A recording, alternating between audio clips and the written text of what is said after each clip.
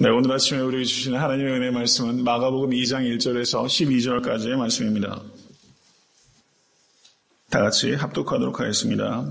수일 후에 예수께서 다시 가버나움에 들어가시니 집에 계신 소문이 들린지라 많은 사람이 모여서 문 앞에서라도 용신할 수 없게 되었는데 예수께서 저희에게 도를 말씀하시더니 사람들이 한 중풍병자를 네 사람에게 메어가지고 예수께로 올세 무리를 인하여 예수께 데려갈 수 없으므로 그 계신 곳에 지붕을 뜯어 구멍을 내고 중풍병자의 누운 상을 달아 내리니 예수께서 저희의 믿음을 보시고 중풍병자에게 이르시되 소자야 내 죄 사함을 받았느니라 하시니 어떤 서기관들이 거기 앉아서 마음에 의논하기를 이 사람이 어찌 이렇게 말하는가 참나마도다 오직 하나님 한 분 외에는 누가 능히 죄를 사하겠느냐 저희가 속으로 이렇게 의논하는 줄을 예수께서 곧 중심에 아시고 이르시되 어찌하여 이것을 마음에 의논하느냐 중풍병자에게 뇌제 사함을 받았느니라 하는 말과 일어나 내 상을 가지고 걸어가라는 말이 어느 것이 쉽겠느냐 그러나 인자가 땅에서 죄를 사하는 권세가 있는 줄을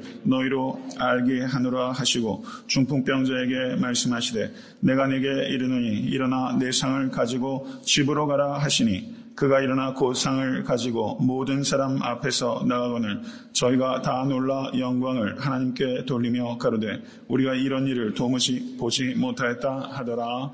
아멘. 하나님의 말씀입니다. 믿으십니까?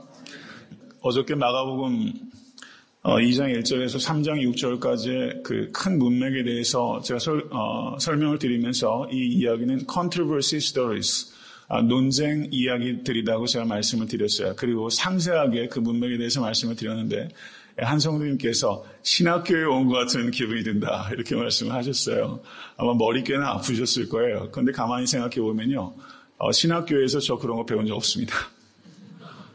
신학교에서 그렇게 성경을 사실 가르쳐야 돼요. 깊이 있게 성경을 볼 수 있는 눈을 가르쳐야 되는데 신학교에서 그런 거 안 가르쳐요. 그게 문제가 있는 거예요. 정말 문제는 거기에 있어요. 신학교에서 이 말씀 가지고 목숨 걸 수 있는 말씀을 그리고 바르게 볼 수 있는 눈을 신학교에서 가르쳐야 되는데 신학교에서 안 가르쳐요. 상당히 심각합니다. 정말 그래요. 그 말씀을 제가 어제 곰곰이 생각해 보니까 그렇더라고요.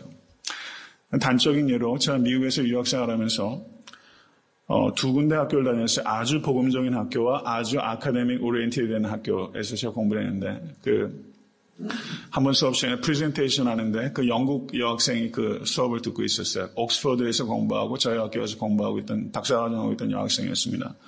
그런데 수업 시간에 프레젠테이션 하는데 학문적인 필드에서는요. 예수님을 지저스라고 하지 크라이스트라는 말 쓰지 않습니다. 이 친구의 이 자매가 예수님을 무심코 크라이스트라고 했다가 애가 막 패닉이 돼가지고요. 막 익스큐즈를 하더라고요. 그래서 뭐 하는 짓인가 제가 속으로 그럴 정도예요. 지저스라고 아주 객관적인 역사적인 이름을 쓰지 크라이스트 여기엔 신앙적인 컨페션이 들어갔다고 해서 크라이스트라고 말씀 걸 애가 막 깜짝 놀라가지고 익스큐즈를 하더라고요. 그럴 정도입니다. 신학교에서 이 말씀을 가지고 깊이 그렇게 가르쳐야 되는데 이 말씀을 문학적으로 가르치는 이 인간의 휴먼 랭귀지로 가르치는 학교들이 굉장히 많고 그렇게 가르치는 교수들이 굉장히 많아요. 그 심각성을 알아야 돼요. 여러분 신학교에서도 잘 안 가르칩니다. 이렇게. 저는요 어떤 제 티올로지를 가르치는 게 아니라 성경을 말씀드리는 것입니다. 믿으십니까? 우린 성경 말씀을 들어야 되는 거예요. 어저께는 그렇게 2장 1절, 3장 6절까지 controversy stories, 논쟁 이야기들이라는 것을 제가 말씀을 드렸고 오늘은 본문 말씀을 강의하도록 하겠습니다. 마가복음 2장 1절, 12절을 중풍병을 고치신 치유 기적이다라고 보는 것은 충분하지 않은 것입니다. 오늘 본문 말씀의 핵심은 2장 11절 내가 내게 이르노니 일어나 내 상을 가지고 집으로 가라. 여기에 핵심이 있지 않아요. 여기의 핵심은 2장 10절에 있습니다. 인자가 땅에서 죄를 사하는 권세가 있는 줄로 너희로 알게 하려 하노라. 아멘. 믿으십니까? 예수님께서는 이 땅에 오실 때 중풍병을 고치실 수 있다는 것을 알려주기 위해서 오신 게 아니에요. 죄를 사하는 권세가 있는 하나님의 아들이 이 땅에 성육신하셔 오셨다는 것을 알게 하기 위해서 오신 것입니다. 믿으십니까? 그와 같이 죄를 사하는 권세가 있다는 것을 증명하기 위해서 중풍병을 고쳐주신 것이지 중풍병을 고치기 위해서 이 땅에 오신 게 아니에요. 예수님께는 중풍병이나 감기나 똑같아요. 하나 다를 게 없어요. 예수님은 죄를 사하시기 위해서 이 땅에 오신 하나님의 아들이십니다. 믿으십니까? 오늘 본문을 읽으실 때 이것이 Another Miracle Story라고 읽는 것이 불충분하다고 말씀을 드리는 이유는 2장 4절을 보십시오. 무리를 인하여 예수께 데려갈 수 없으므로 그 계신 곳에 지붕을 뜯어 구멍을 내고 중풍병자의 상을 달아 내리니 2장 11절 내가 내게 이르노니 일어나 내 상을 가지고 집으로 가라 하시니 여러분 어때요? 이렇게 되면 그 흐름이 너무 자연스럽죠. 2장 5절부터 10절을 빼도 얘기가 됩니까? 안 됩니까? 얘기가 되는 거예요. 기적 사건이라면 2장 5절부터 10절까지가 필요하지 않아요. 2장 5절부터 10절까지가 여기 있다는 것은 이것은 Another Miracle Story가 아니라 이것은 예수님께서 죄를 사하는 권세가 있으신 하나님의 아들이십니다. 라는 것이 오늘 본문의 말씀의 메인 아이디어입니다. 이것을 메인 아이디어라고 해요. 이것을 빅 아이디어라고 합니다. 그 헤돈 라빈슨이라는 교수가 있어요. 설교학에서 세계 최고의 학자입니다. 그 사람은 빅 아이디어라는 말을 써요. 본문에서 빅 아이디어가 어디 있는지를 우리가 봐야 돼요. 빅 아이디어는 2장 10절에 있어요. 예수는 인자이십니다. 땅에서 죄를 사하는 권세가 있으신 하나님의 아들이십니다. 믿으십니까? 이게 빅 아이디어예요. 그렇기 때문에 오늘 본문 말씀은 치유 기적이 미러클 스토리가 아니라 컨트로버시 스토리. 그래서 예수님께서는 논쟁을 의도적으로 불러일으키신 거예요. 무엇을 말씀하기 위해서? 죄를 사하는 권세가 exousia, authority to forgive sin, 죄를 사하는 권세가 있음을 선포하기 위하여 예수께서 이 상황을 다스리고 계시다는 것을 우리가 볼 수 있습니다. 2장 1절을 보십시오. 수일 후에 예수께서 다시 가버나움에 들어가시니 집에 계신 소문이 들린지라. 이 집은 시몬의 집이었을 겁니다. 많은 사람들이 몰렸어요. 예수님의 인기가 대단했어요. 그런데 예수님은 그 인기 때문에 예수님은 자신을 높이지 않으셨어요. 인기 때문에 망하는 사람이 얼마나 많은지 몰라요. 여러분 인기 때문에 더 낮아질 수 있는 여러분과 제가 될 수 있게 간절히 바랍니다. 인기 따위에 현혹돼서는 안 돼요. 문 앞에 용신할 수 없을 만큼 사람들이 붐볐습니다. 그런데 예수께서 그때도 말씀으로 가르치고 계셨어요. 2장 2절의 말씀을 보십시오. 저희에게 도를 말씀하시더니. 여러분 제가 일전에 말씀을 드렸어요. 여기서 도를 말씀하시더니 이거는요 마치 가려진 보석 같은 거예요. 보물찾기 하다 돌을 딱 얹었더니 거기에 쪽지가 발견되는 것과 같은 거예요. 중풍병을 고치셨다는 것에 그냥 거기에만 중심이 가고 예수께서 도를 말씀하셨다는 것을 우리가 간과하고 있었어요. 예수께서 도를 말씀하셨어요. 도가 먼저 들려야 돼요. 그래야지 기적사건이 이 말씀을 통해서 해석이 되는 거예요. 말씀이 없으면 기적이 해석이 안 돼요. 기적이 해석이 안 되면 예수가 누구신지를 깨닫지도 못하고 예수를 만나지도 못해요. 그래서 몇 가지 체험 때문에 오히려 예수님을 깊이 알아가는데 방해를 받는 사람들이 굉장히 많아요. 기적 때문에 영적 교만에 빠지는 사람들이 많아요. 그것은 말씀이 들리지 않기 때문입니다. 말씀이 먼저 들려야 기적이 해석이 돼요. 도를 말씀하시더니 사람들이 중풍병자 안을 4사람이 메워가지고 왔어요. 그런데 어떻습니까? 사람이 용신할 수 없을 만큼 많았기 때문에 여러분 한번 생각해 보십시오. 중풍병자를요. 중풍병은 자기 몸을 움직이지 못한 패럴라이즈 된 사람이에요. 현대에서도 간단하진 병은 아니죠. 현대의학은 그래도 많이 회복시키잖아요. 근데 예전에는 이 중풍병은 굉장히 심각한 병이었잖아요. 그래서 여기에서 이 침상은 가난한 사람들이 눕는 그런 간이 침상이에요. 딱딱한 침상입니다. 아마도 이 사람은 가난한 사람이었을 가능성이 상당히 높아요. 4명의 친구들이 지고 왔어요. 사람이 확 막고 있어가지고 앞으로 나아갈 수가 없어요. 여러분 만약에 우리가 이 4명의 친구들이라면 어떻게 할 가능성이 높습니까? 오늘만 날이 아니지. 우리가 오늘만 날이 아니지 할 때 굉장히 많잖아요. 여러분 오늘 은혜 받아야 됩니다. 오늘 예수 만나야 돼요. 오늘만 날이 아니지 하다가 낭패당하는 사람들이 굉장히 많아요. 빌리 그레이엄 목사님이 그 암살당한 케네디 한 목사님 그러니까 케네디 목사님까지 나오네요. 케네디 대통령에게 말씀을 증거할 기회가 있었는데 그 타이밍을 못 맞춰가지고 결국 암살 당하는 일이 있어가지고 그것에 대해서 애석해하는 말씀을 듣고 전할 때가 있어요. 이것을 우리가 깊이 생각해야 됩니다. 이 사람들이 용신할 수 없게 사람이 많으면 대개의 경우는 어떻습니까? 오늘만 날이 아니니까 내일이 한번 일찍 오지. 이렇게 돌아갈 경우가 굉장히 많아요. 그런데 예수님께서 이 친구를 고치실 수 있다는 확신이 있는 사람은 그렇게 돌아갈 수가 없는 거예요. 확고한 믿음이 있는 사람은 핑계대지 않습니다. 명분 찾지 않아요.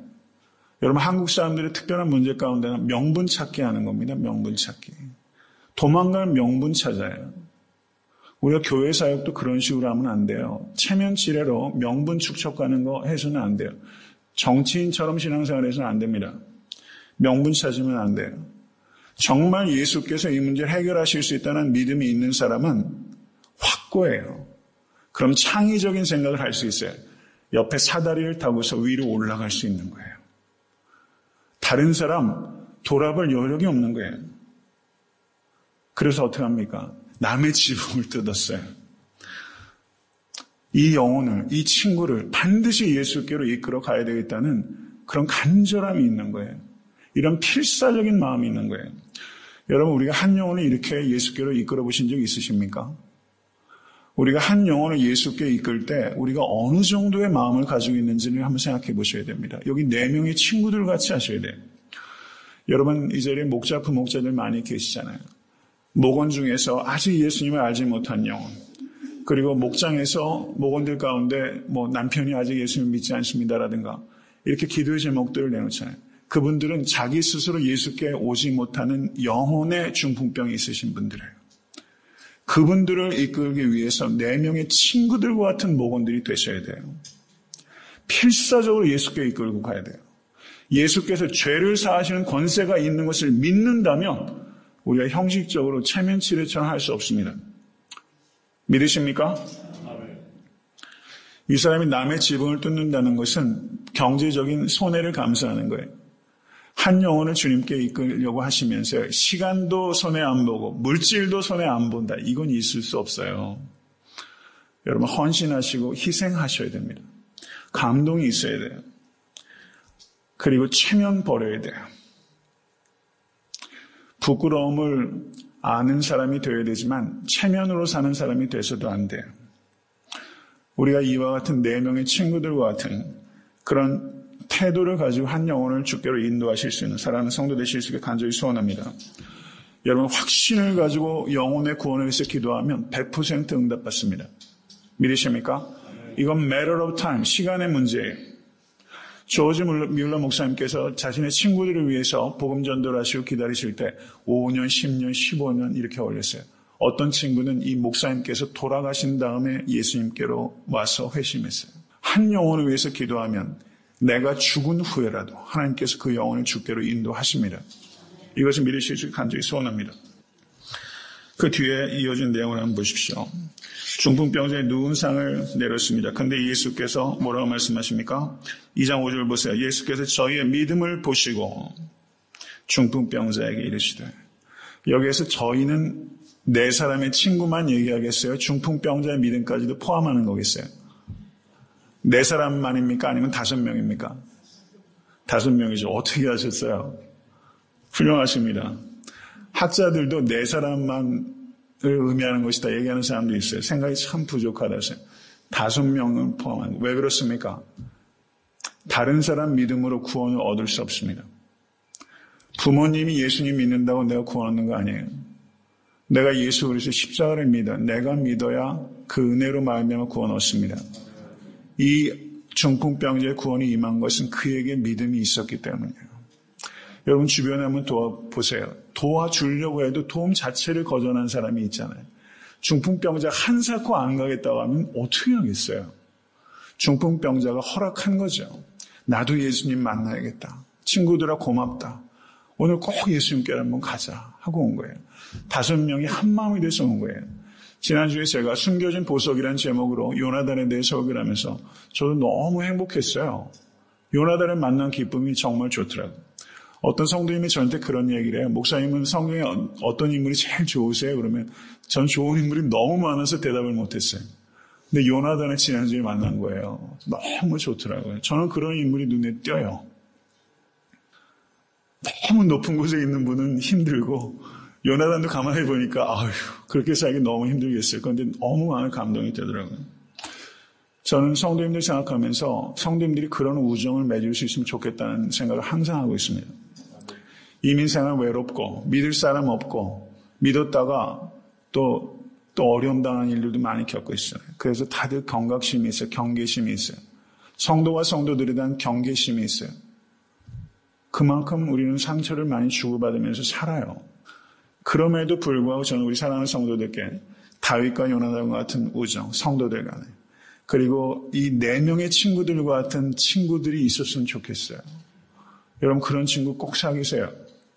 오늘도 아침에 오면서 제가 지난주 다윗과 요나단 설교를 들으면서 와서 저도 제 설교를 많이 들어요. 왜 듣느냐면 저는 설교를 듣는 게 아니라 하나님의 말씀을 듣는다고 생각하기 때문입니다. 저도 들어요. 마지막에 이 땅에서 눈을 감고 하나님께로 갈 때 다윗과 같이 무너지는 친구 한 사람 남겨야 되지 않겠어요? 여러분 그런 친구 남기실 수 있는 인생 되실 수 있게 될 주님을 간절히 축원합니다. 여기서 여러분 지붕이 뜯어나갔어요.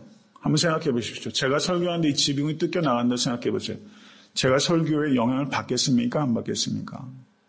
설교의 영향을 굉장히 받죠. 심각한 영향을 받을 거예요. 그런데 예수님은요. 이 지붕을 뜯겨져 나가는 이 상황을 통해서 그 가르침에 방해를 받은 것이 아니라 그 가르침을 더욱 심화시키는 위대한 선생이셨어요. 아멘? 믿으십니까? 너무나 위대한 스승이에요. 너무 놀라워요. 그 상황을 이용하셔서 더 깊은 가르침으로 나아가셨어요. 그 가르침이 어떻게 이어지고 있느냐. 2장 5절 말씀이에요. 테크논 아피엔타이 수 하이 하마르티아이 소자야 내 죄의 사함을 받았느니라. 너무 중요한 말이기 때문에 제가 성경 원어를 읽었어요. 테크논 소자야 my little son 이런 뜻이에요. little son 이 말이 마가복음에 한 번 더 나와요. 예수님께서 제자들을 부를 때 테크나라고 불렀어요. 그 뜻은 뭐냐면 번역을 참 잘했어요. 얘들아라고 번역했어요. 얘들아 그런 뜻이에요. 굉장히 가까운 관계를 나타낼 때 테크나이라고 그래요. 그러니 어떻습니까? 이 중풍병자 깜짝 놀랐겠죠. 소란을 일으키고 내려왔는데 예수님 입에서 어떤 그냥 험한 말이 나올 수 있잖아요. 사람들은 그렇게 하잖아요. 그런데 테크나 little son 상상도 못한 부드러운 음성을 이 사람이 들었어요. 거기서 벌써 놀란 거죠. 그 다음에 이어지는 게 아피엔타이 하이 수 하이 하마르티아 아피엔타이 성경 원어는요 어순이 자유로워요. 우리처럼 주어 동사 목적어 이렇게 딱딱 맞춰 있지 않아요. 성경 원어는요 강조하려는 것이 앞으로 갑니다. 그 아피엔타이 이 뜻은 현재 시제입니다. 이건 뭐냐면요 사하다 이런 뜻이에요. 사하여지고 있다. are being forgiven 이런 뜻입니다. 지금 죄가 사하여지고 있다. 아피엔타이 수하이 하마르티아 지금 사하여지고 있다. 너의 죄가 이렇게 성경 원어가 순서가 되어 있다는 것입니다. 여기엔 두 가지 의미가 있는 거예요. 경청하시기 바랍니다. 예수 그리스도께서 죄를 사하시는 권세가 있다는 뜻입니다. 아멘. 그리고 그 죄가 언제 사해지고 있어요? 지금 사해지고 있다. 이게 얼마나 충격적인지 몰라요.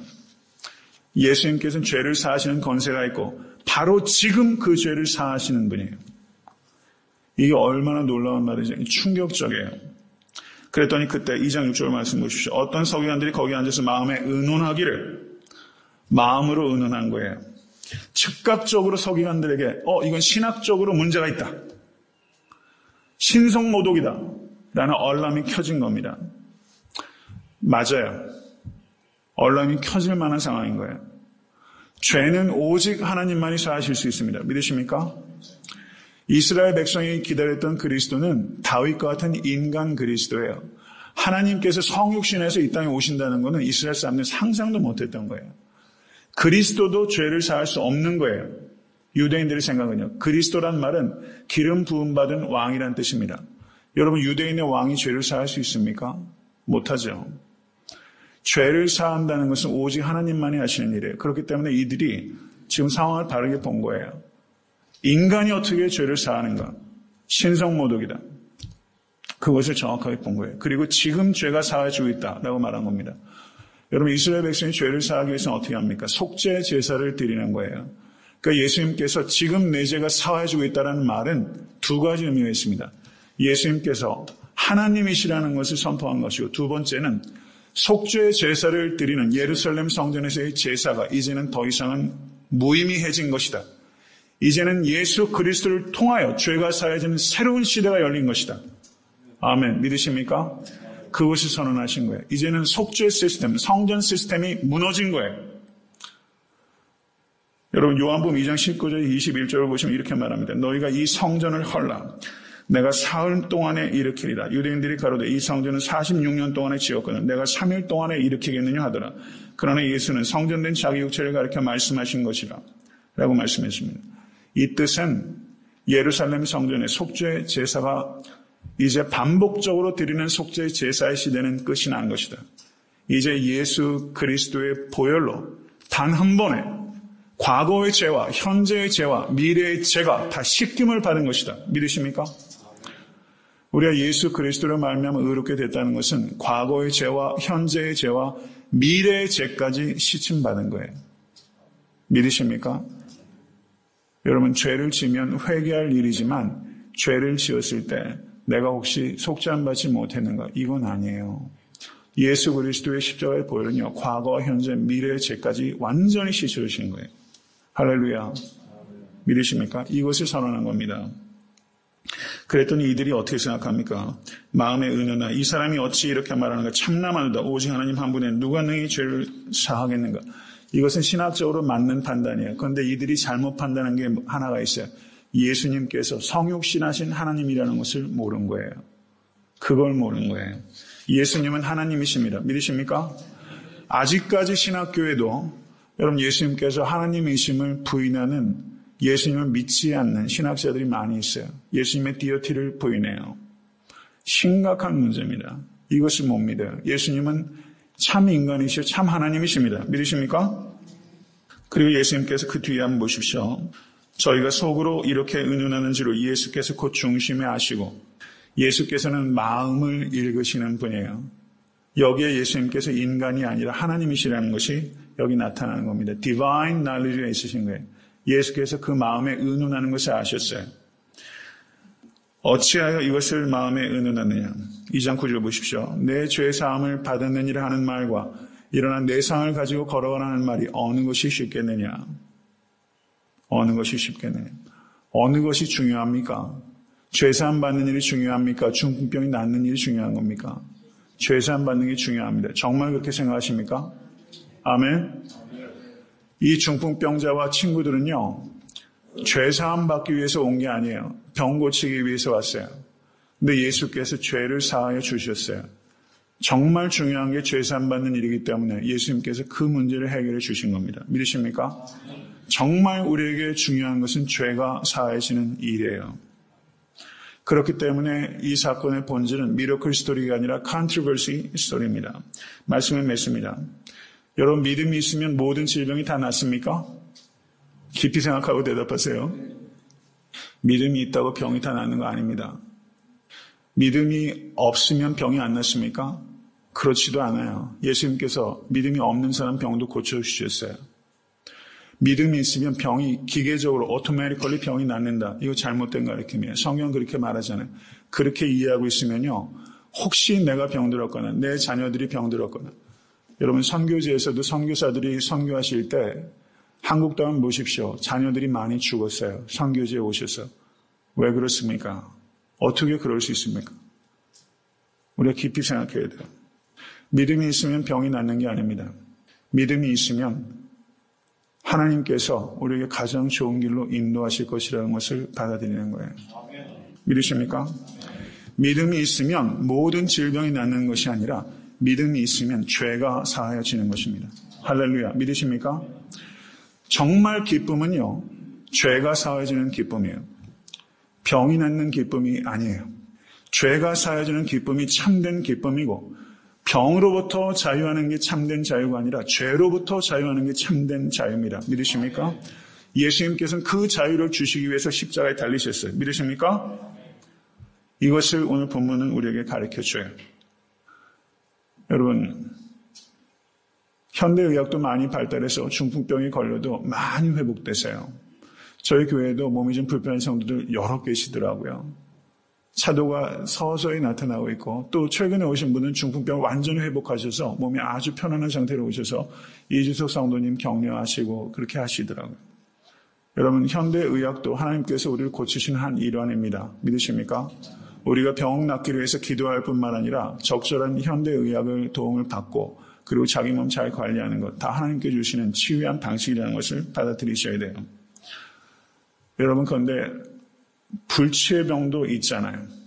그 병으로부터 어떤 사람도 예외가 안 될 수가 있어요. 누구에게도 찾아올 수 있어요. 그건 삶의 한 부분입니다. 병을 우리가 어떻게 받아들여야 될 것인가? 평소에 건강관리 잘 하십시오.